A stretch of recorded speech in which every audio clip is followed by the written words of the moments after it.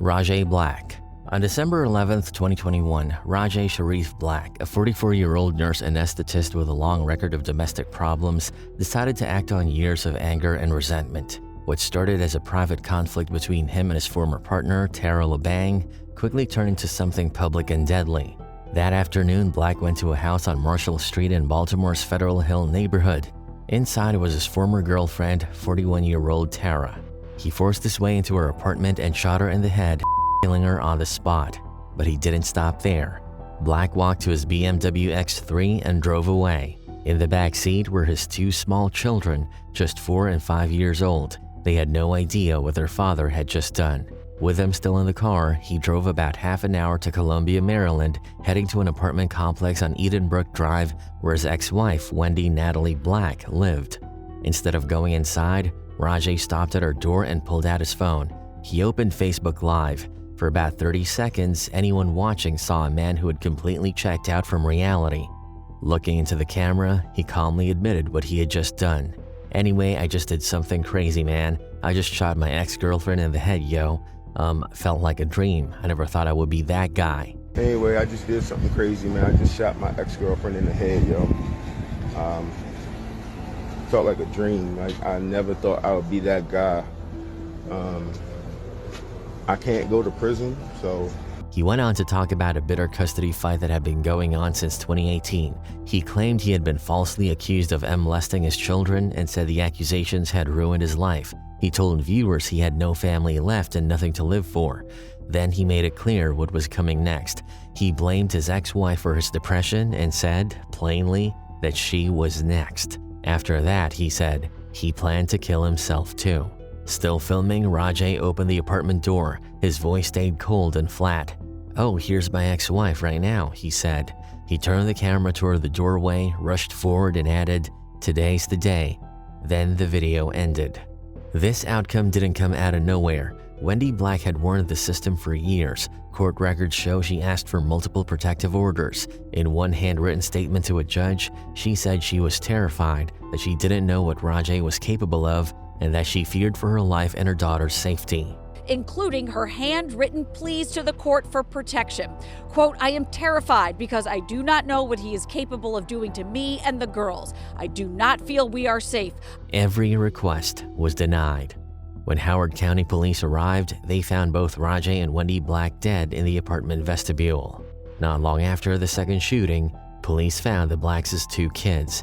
They were sitting inside the car, unharmed. Earl Hayes. On December 8, 2014, inside the upscale Palazzo East apartments at the Park La Brea complex in Los Angeles, things were falling apart fast behind closed doors. Earl Hayes, a 34-year-old rapper signed to Floyd Mayweather's label, The Money Team, was clearly not in a good place. He had been struggling for a while, and his life seemed to revolve around his wife, Stephanie Mosley. Stephanie was 30 years old and on the rise. She was gaining real attention as an actress on VH1's Hit the Floor and had already built a name for herself as a backup dancer for major artists like Beyoncé and Chris Brown. While her career was moving forward, Hayes felt he was stuck in her shadow. That insecurity mixed with jealousy, and it started to spiral out of control. Hayes became convinced that Stephanie had cheated on him with R&B singer Trey Songz. There was never any proof made public, but in his mind the belief was real enough. That suspicion kept eating at him until it turned into rage. Hayes reached for his phone and FaceTimed Floyd Mayweather Jr., someone he clearly trusted. What followed was disturbing. For several minutes, Mayweather watched the situation unfold in real time through his screen. Hayes was angry, emotional, and talking fast. He told Mayweather that he was going to kill Stephanie. Mayweather begged him to calm down and get control of himself. He tried to talk him off that edge, but nothing was getting through. My best friend called me on FaceTime. We was talking a little bit. He put Stephanie on the phone. I talked to her, and I could tell that they both... Hayes ended the call and walked into the bathroom. Stephanie was in the bathtub, completely unaware of what was about to happen. Moments later, neighbors began hearing screams coming from the apartment. Then came the gunfire.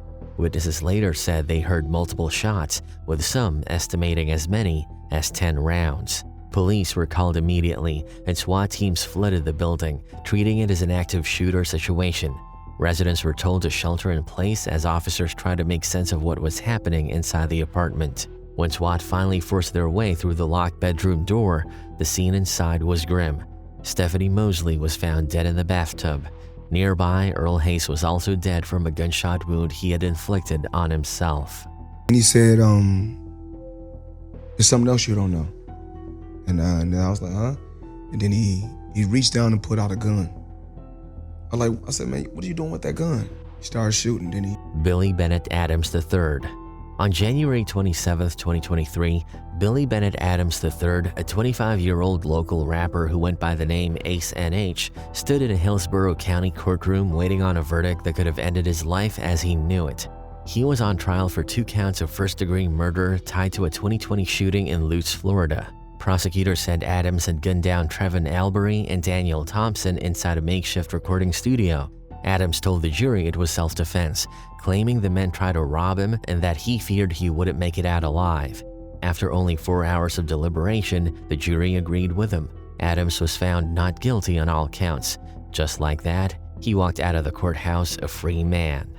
To count 2 of the charge of murder in the first degree, Trayvon Albury, the defendant is not guilty.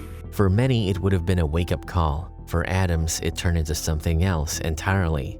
Just 3 days later, on the evening of January 30th, Adams reached out to his girlfriend, 22-year-old Alana Sims. Alana was 5 months pregnant with his child. He told her to get dressed and meet him in the Easton Park subdivision in New Tampa. According to him, there was going to be a small celebration for beating the case. Alana believed him. She put her 18-month toddler into her Ford EcoSport and headed out, thinking they were about to spend a normal night together. When Alana arrived on the 10700 block of Pictorial Park Drive, Adams was already there. There was no party. Investigators say he shot her in the head, killing her in the middle of the quiet residential street. Her body was left next to her SUV. Inside the car, her toddler son was found asleep in his car seat. He was physically unharmed, but sitting just feet away from his mother's body. Adams was arrested on February 8th. At first, he tried to stick to a familiar script. He told detectives he had been at his parents' house all night and had nothing to do with the shooting. That story quickly fell apart. Surveillance footage showed his black Chevy Malibu leaving the area around the same time of the murder. A Ring camera at his parents' home later caught him pulling into their driveway not long after. With the evidence stacking up, Adams changed his story. He admitted that he shot Alana but claimed it was self-defense, saying she pulled a gun on him first. Investigators didn't believe it. They concluded the real motive was simple. Adams didn't want to be involved anymore and wasn't ready to become a father. He did not want to be in her life anymore, was not ready to, have a child. He was charged with first-degree murder and the killing of an unborn child by injury to the mother. Muzik Cali. This story stretched across 6 years. It all began in New Orleans East, on the 700 block of Bundy Road. On May 18, 2017, police responded to a scene they'd seen too many times before. Inside a red 2003 Infiniti G35, they found a 25-year-old Sydney Dalcour slumped over in the driver's seat while the engine was still running. Sydney, a cake decorator and aspiring rapper known locally as China Doll, had been shot and killed. Her husband was Justin Renee Lewis, a rapper who went by Muzik Cali. From the start, Sydney's family said Lewis was responsible. They described a long history of abuse, saying Sydney had been beaten badly more than once. According to them, Lewis had put her in the hospital and once cracked her head open so badly she needed staples. Despite all that, the case went nowhere. A neighbor who witnessed the shooting refused to testify, saying they were afraid. Without that testimony, Lewis was never charged. He walked free and the case went cold. Years passed. Then on October 11, 2023, Lewis showed up again, this time in DeKalb County, Georgia. His new target was 31-year-old Raisha Hurd, his ex-girlfriend. Raisha was 2 months pregnant with his child. That day, she was pulling into her parents' driveway on Kelly Chapel Road. As she got out of the car and started unloading groceries, Lewis ambushed her. Police say Lewis shot Raisha 7 times. She was hit in the back, chest, leg, and head. She didn't stand a chance. Even worse, her 9-year-old son was right there and watched his mother die in front of him. A DeKalb County family still reeling after someone shot and killed a young mother in the family driveway. It happened on Kelly Chapel Road. Raisha Hurd's family tells Fox 5 her 8-year-old son watched it. What makes the case harder to swallow is that there were clear warning signs. Months earlier, Lewis had allegedly tried to kill Raisha by shooting at her black Chrysler 300. She only survived because the magazine fell out of his gun mid-attack. That incident didn't stop him, it just delayed the outcome. After the murder, Lewis didn't disappear. Instead, he went on Instagram Live with a social media personality and brushed off Raisha's death, referring to her as a girl I used to mess with. This is a girl I used to mess with, you feel me? So, I don't know what to say about that. I feel like if people felt like this, they spreading the rumors through the internet. When Raisha's niece later posted a wanted notice for him online, Lewis actually liked the post. Police eventually tracked him down in Forest Park, Georgia. This time, there was no walking away. Justin Renee Lewis was arrested and charged with malice murder. J Stash. On New Year's Day in 2022, while most people were still sleeping off the night before, something horrifying was happening inside a home on Pentland Street in Temple City, California. It was around 7:15 in the morning when everything went wrong. The man in the house was 28-year-old Justin Joseph, better known in the music circles as J Stash. He was a rapper from Florida who had once been connected to Rich the Kid's label. While he had built some buzz from his music, he also carried a dark reputation that followed him for years. Back in 2014, J Stash was accused of brutally beating a former girlfriend in Brooklyn. The attack was so serious that he reportedly fled the country afterward, spending years in Japan to avoid facing consequences. By 2022, though, he was back in the United States and living in California with his girlfriend, 27-year-old Jeanette Gallegos. Jeanette wasn't just his partner, she was a mother raising 3 young boys ages 5, 7, and 11. All 3 children were inside the house that morning, starting what they probably thought would be a normal New Year's Day. At some point, an argument broke out between J Stash and Jeanette. What started as a disagreement quickly spiraled. According to investigators, J Stash grabbed a handgun and locked himself inside the master bedroom with Jeanette.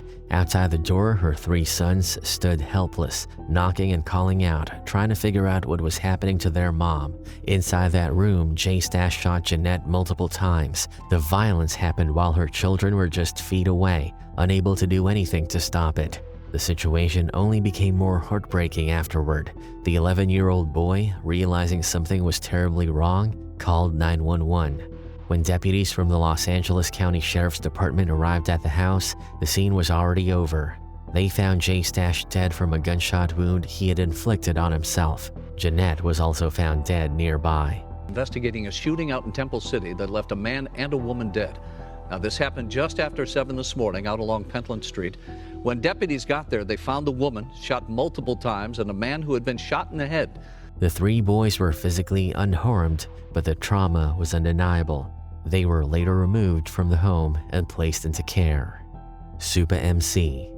On January 7, 2024, just outside Detroit in Westland, Michigan, police were called to an apartment complex on the 36700 block of McKinney Drive. It was around 6 in the evening when officers arrived. What they found inside one of the units was brutal and hard to process. Inside the bedroom, 49-year-old Kelly Ann Mays was dead. Investigators said she had been stabbed 17 times. The wounds were severe, with deep cuts to her neck and chest. The scene made it clear this wasn't a quick or accidental act. It was violent and deliberate. The man responsible attempted to escape, but later that same day, 46-year-old Jimmy Lee Brown walked into the Westland Police Department and turned himself in. Brown was known in local hip-hop circles as Supa Emcee. He had a reputation as a battle rapper and even had a small role in Eminem's movie 8 Mile. In the Detroit rap scene, people knew his name. As details came out, the case hit even harder because of who Kelly Mays was. Kelly was outspoken against domestic violence. She worked closely with Haven, a nonprofit that supports survivors of abuse, and spent years helping women find safety and resources. She also used poetry as a way to speak up for people stuck in violent homes. In a painful twist, she lost her life to the very thing she spent so much time fighting against. Kelly's twin sister, Stacy, spoke in court about their relationship. She described how close they were, calling Kelly Twin B while she was Twin A.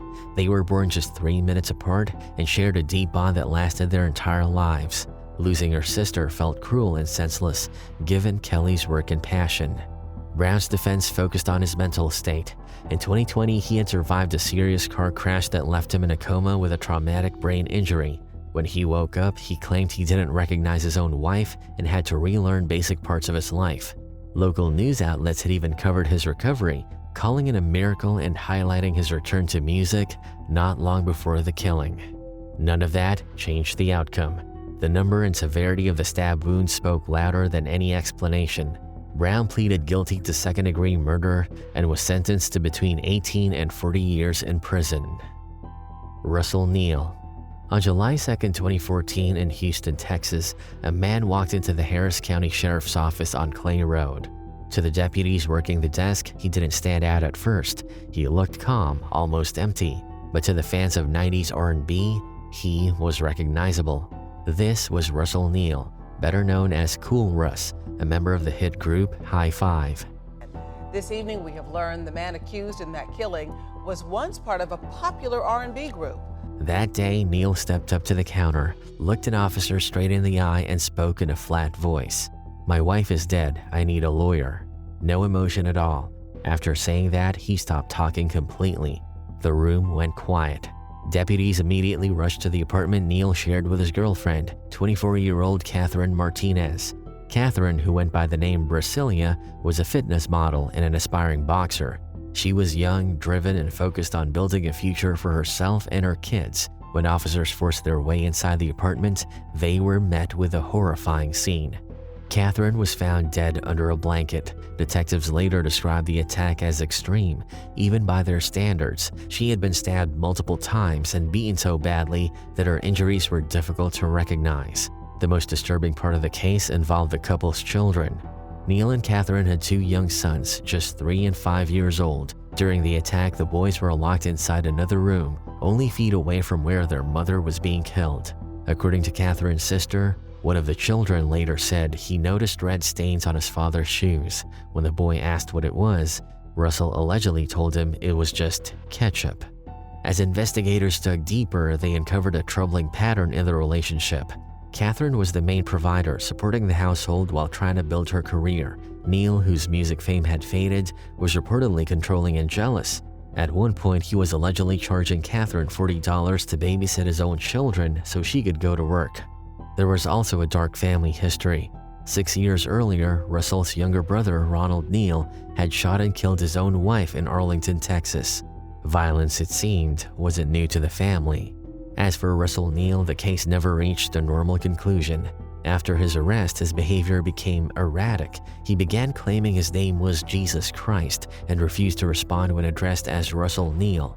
Doctors later ruled him mentally incompetent to stand trial. Instead of prison, he was sent to Rusk State Hospital, a state mental facility where he remained without ever being convicted.